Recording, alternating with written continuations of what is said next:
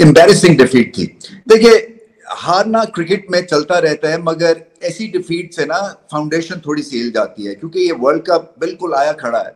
आप घर में खेल रहे हैं अपनी फेवरेट सरफेस पे, और एक ऐसी टीम के खिलाफ जो कि पूरी भी टीम नहीं है, यानी कि ये फर्स्ट ईयर की टीम नहीं है न्यूजीलैंड की, कई तो कहते हैं ये सेकंड ईयर की भी टीम नहीं है।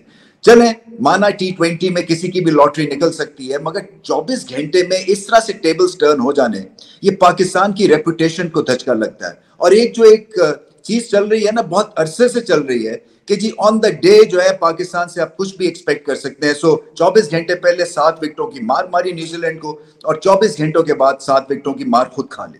ऐसे नहीं हो सकता है, और ऐसे इसलिए नहीं हो सकता है कि जो सेट बैट्समैन है वो 20-30 रन करके आउट नहीं हो सकते हैं, इसीलिए ये 180 का स्कोर हुआ। ये कम से कम 250 की पिच है। हमें पता है कि यहाँ पे कितने रन हुए हैं ऐसी सरफेस पे। ये आउटफील्ड बुलेट लाइक है।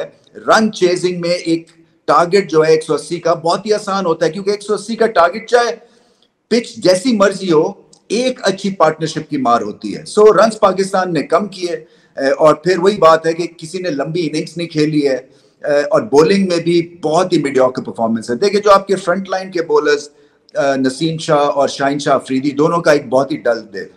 अच्छा, मानता हूं मैं कि T20 में कंसिस्टेंसी हासिल करना बड़ा मुश्किल काम है, बट जब आप बुमराह को देखते हैं फॉर एग्जांपल, और हमारे सामने तो वो बहुत बड़ी एक एग्जांपल है ना, कि विकेटें लेते हैं या अदरवाइज जब विकेटें नहीं लेते हैं तो टाइट बॉलिंग करते हैं। ये नहीं हो सकता कि विकेट्स लेने के चक्कर में वो मार खाई जाए। और कुछ ऐसा ही पाकिस्तान के बॉलर्स का होता है कि ये इतने ज्यादा इंडल्ज हो जाते हैं विकेटें लेने के लिए कि फिर लाइन और लेंथ कुर्बान कर देते हैं, और जब चौका लगता है फिर वही बॉल ट्राई करते हैं, फिर एक और चौका लगता है, फिर प्रेशर क्रिएट होता है, तो फिर वो लाइन और लेंथ भी भूल जाते हैं, विकेट लेना भी भूल जाते हैं। जिसकी वजह से इनकंसिस्टेंट एक सारा खेल हो जाता है। पहले तो आपको अपनी गेम को एनालाइज करना है कि कहां पे आप मार खा रहे हैं, किस तरह से आपकी टीम जो है वो सफर करती है आपकी एक्सपेरिमेंटेशन से। आपने करना क्या है नए बॉल पे, आप पिच को रीड करते हैं जैसे बल्लेबाज पिच को रीड करते हैं, उसके बाद एक प्लान बनता है, गेम प्लान बनता है, और उसके बाद आप देखते हैं कि ये बॉल करने के लायक है या नहीं है इस सिचुएशन में।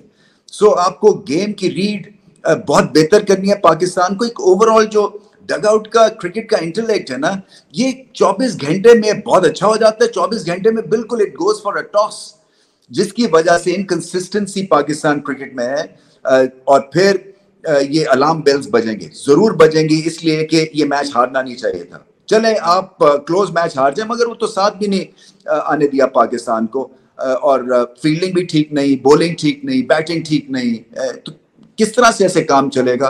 और फिर एम्बैरेसमेंट इसलिए है कि इस न्यूजीलैंड टीम को किसी ने घास ही नहीं डाला था।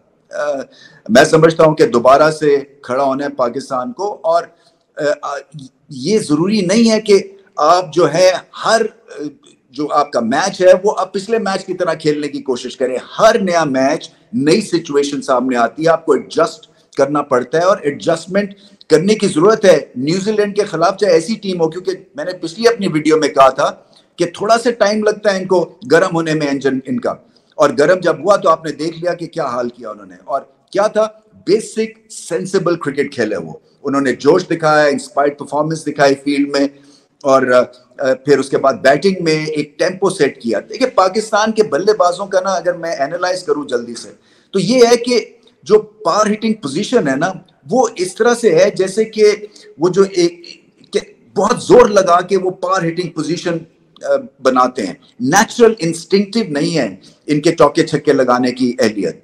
तो होता क्या है कि आप 10% शायद 20% अपनी गेम को इंप्रूव कर सकते हैं when it comes to hitting fours and sixes, but 100% पे नहीं जा सकते हैं। पाकिस्तान को ये समझना है कि आपकी स्ट्रेंथ क्या है। पाकिस्तान की T20 की सक्सेस जो थी वो पावर हिटिंग नहीं थी, वो पार्टनरशिप्स थी।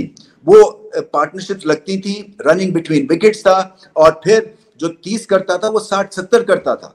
तो इसी तरह से आप मैच जीते। मुझे ऐसे लगता है कि बहुत ज्यादा एक तरह से फोबिया हो गया हुआ है कि हमने जो है वो 10 एंड ओवर पे जाना है, और चाहे हमारी एहलियत है या नहीं है। बहुत अच्छा आप 10 एंड ओवर के अंदाज से खेलें, मगर आप फिर 20-30 रन के रन करके आउट नहीं होना है आपको, क्योंकि आपने सारा मुश्किल वक्त गुजार दिया है। उसके बाद तो कैश इन करने का मौका मिलता है ना।